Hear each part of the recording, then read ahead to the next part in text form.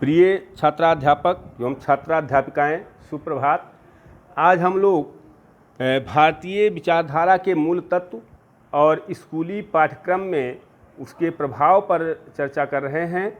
यद्यपि इसके पहले हम लोग चर्चा कर चुके हैं कि स्कूली पाठ्यक्रम में भारत के किन मूल तत्वों को शामिल किया जाए, किस तरह से भारतीय विचारधारा को, भारत के नौनिहालों को, भारतीय बच्चों को प्रारंभ से ही बताया जाए, जिससे वो भारत के बारे में समझ सकें, भारतीय मिट्टी के बारे में समझ सकें, भारतीय जनता के बारे में समझ सकें, भारतीय समाज के बारे में समझ सकें।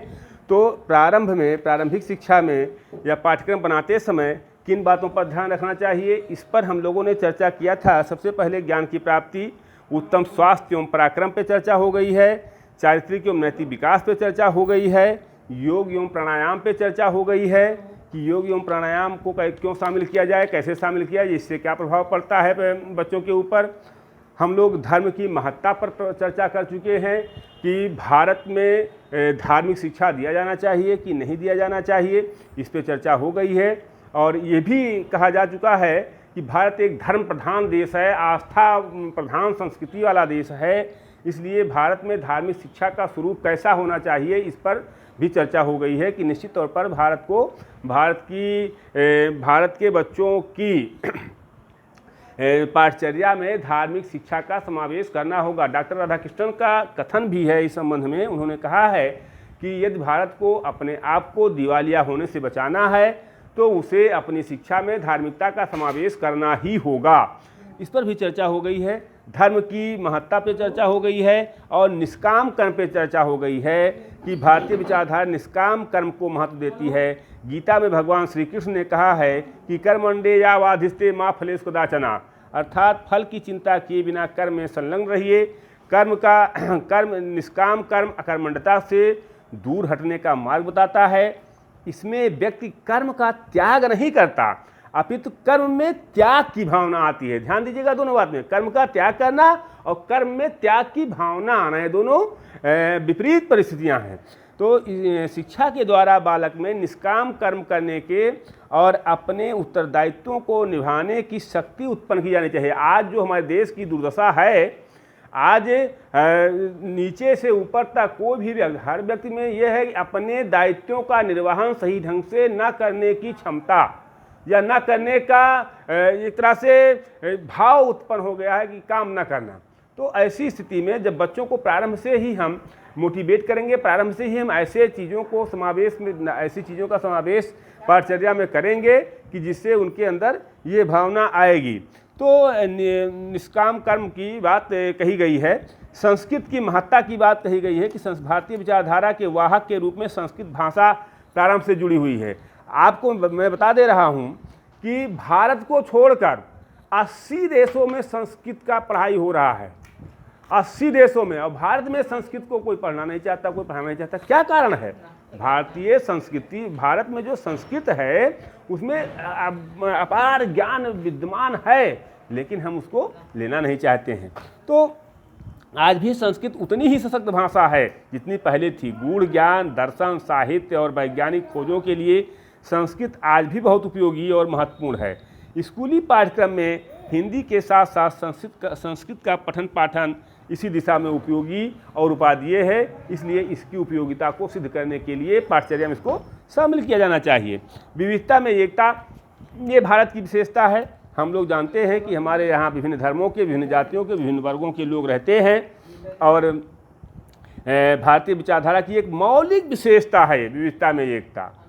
यद्यपि भारत में जाति, प्रजाति, धर्म, संस्कृति, भाषा आदि के दृष्टि से लोग भिन्न भिन्न हैं, तो भारत तथापि इन विभिन्नताओं के होते हुए भी संपूर्ण राष्ट्र में एकता के दर्शन होते हैं। तो कहने का आशय यहाँ यह है कि भारत में विविधता में एकता है। भारत में रीत रिवाज, धर्म, भाषा, सामाजिक भौतिक भिन्नताओं के होते हुए भी जीवन की एक विशेष एक रूपता कन्याकुमारी से लेकर हिमालय तक देखी जा सकती है। वास्तव में भारत का एक अलग चरित्र और अलग व्यक्तित्व है जिसकी अवहेलना नहीं की जा सकती है, अर्थात विविधता में एकता।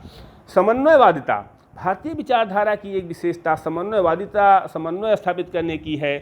समन्वयवादिता हेतु मनुष्य को प्रेरित करते हुए कहा गया है कि आत्मोत्कर्ष न मार्गेत परेशा परिनिंदया, अर्थात दूसरों की निंदा से अपनी उन्नति और विकास को नहीं देखना चाहिए। अपने सद्गुणों से ही दूसरे मनुष्यों की उन्नति, चाहे वही श्रेष्ठ हैं, वही उत्तम हैं। भारतीय विचारधारा में एक ऐसे आदर्श समाज की कल्पना की गई है जिसमें व्यक्ति प्रेम, सहयोग, सौहार्द, मैत्री भाव, परोपकार, उदारता, संवेदनशीलता आदि गुणों से युक्त हो।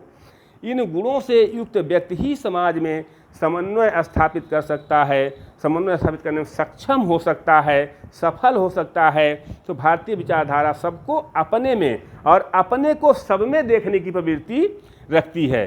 सभी मुझ में तथा हम सब में, ये गीता का ये उपदेश है, आज भी हमारे समझ में आता है। भारतीय विचारधारा जो समन्वयवादिता की है वो हम वृक्षों से, जंगलों से ग्रहण करते हैं। जंगलों से, ऋषियों मुनियों के आवाज़ से निकली हुई विचारधारा है। जैसे जंगलों में प्रत्येक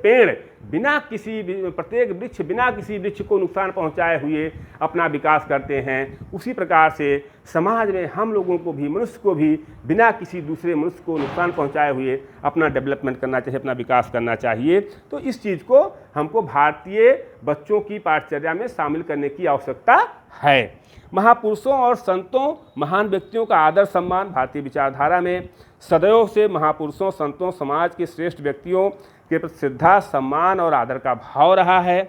महापुरुषों के वैदिक ऋषियों मुनियों से लेकर के कबीर, सूर, तुलसी, रविदास, दयानंद, विवेकानंद, टैगोर, अरविंद, गांधी आदि महापुरुषों में, और फिर महिलाओं में सीता, सावित्री, अनुसुईया, द्रौपदी, गार्गी, मैत्रेयी, सुमेधा, अनुपमा, अहिल्याबाई, एक से बढ़कर एक विदुषी महिलाएं हुई हैं। महान नारियों के प्रति श्रद्धा भाव रहा है। इसमें वैयक्तिक गुणों और इनके द्वारा स्थापित मूल्यों, आदर्शों का अनुकरण करने के लिए समाज हमेशा से प्रयासरत रहा है।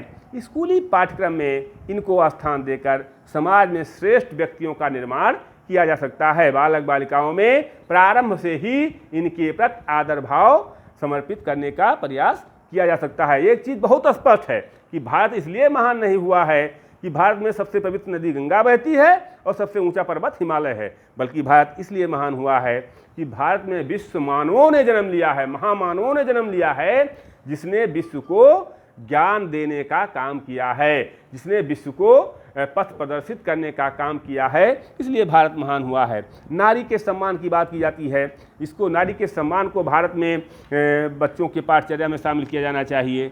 भारत में मातृशक्ति को बहुत महत्व दिया गया है। वेदों में स्त्रियों की गौरव गरिमा का विशद वर्णन किया गया है। मनुस्मृति में कहा गया है, यत् नारीस्त पूजते तत् रमन्ते तत् देवता, यत्रे तास्त ना पूजते सर्वास्त जाफला क्रिया। अर्थात जहाँ नारियों की पूजा होती है वहाँ देवता वास करते हैं, देवताओं का निवास होता है। जहाँ इनका आदर नहीं होता है, जहाँ इनका अपमान होता है, वहाँ सारे धर्म कर्म निष्फल हो जाते हैं। भारतीय विचारधारा में नारी को देवी माना गया है, इसलिए भारतीय बच्चों की पाठचर्या में नारियों के सम्मान की बात को शामिल किया जाना चाहिए। कला की व्यापकता एवं विशालता को शामिल किया जाना चाहिए। भारतीय विचारधारा की एक मूल विशेषता विविध कलाओं, वस्तुकला, मूर्तिकला, स्थापत्य कला, चित्रकला, संगीत, नृत्य और आदि की समृद्ध विरासत है। अजंता एवं एलोरा की गुफाओं में उत्कीर्ण चित्र समस्त विश्व में अपनी विशिष्टता के कारण प्रसिद्ध हैं। नागार्जुनी पहाड़ियों में पत्थर निर्मित वास्तुकला की श्रृंखलाएं, नासिक की गुफाएं, अमरावती के अशोक स्तंभ, सांची स्तूप, मीनाक्षी खजुराहो और जगन्नाथपुरी आदि मंदिरों में पत्थर निर्मित वास्तुकला बेजोड़ हैं। भारतनाट्यम, ओडिसी, कथकली, कुचिपुड़ी, मणिपुरी, कथक और लोक नृत्य तथा संगीत के विविध क्षेत्र भारत की अपनी विशिष्ट विशेषताएं हैं जो सारी दुनिया को आश्चर्यचकित करती हैं। स्कूली पाठ्यक्रम में इनको शामिल किए जाने से इसकी महत्ता बढ़ेगी और बच्चे भारत के बारे में समझ सकेंगे, भारतीय विचारधाराओं के बारे में समझ सकेंगे, भारतीय संस्कृति के बारे में समझ सकेंगे। मानवीय गुणों की स्थापना, भारतीय विचारधारा में मानवीय गरिमा की पूर्ण आस्था व्यक्त की गई है और कहा गया है कि ऊपर उठना और आगे बढ़ना प्रत्येक व्यक्ति का लक्ष्य है और इस लक्ष्य की प्राप्ति के लिए व्यक्ति में मानवीय गुणों का होना आवश्यक है। प्रमुख मानवीय गुण हैं सत्य, प्रेम, स्नेह, दया, क्षमा, श्रद्धा, संयम, त्याग, सहनशीलता, उदारता, भ्रातृत्व भाव, सहयोग, परमार्थ, करुणा, अभय शक्ति, अभय भक्ति, शुचिता, आत्मनियंत्रण, दूसरों का सम्मान, ईमानदारी, निष्ठा, संवेदनशीलता, शांति, अहिंसा, धर्मानुकूल आचरण आदि ये मानवीय मूल्य हैं। मानवीय मूल्य वैयक्तिक, सामाजिक और राष्ट्रीय हितों के लिए बहुत महत्वपूर्ण हैं। इसलिए मानवीय मूल्यों को भी भारतीय शिक्षा में समाहित किया जाना चाहिए। राष्ट्र के प्रति समर्पण की भावना, राष्ट्र के प्रति समर्पण की भावना अगर आप पाठचर्या में शामिल कर देते हैं तो भारतीय विचारधारा की एक मौलिक विशेषता है अपने राष्ट्र के प्रति प्रेम, उसकी सेवा करने, उसकी उन्नति के लिए प्रयासरत रहने और उसके प्रति समर्पित रहने की भावना।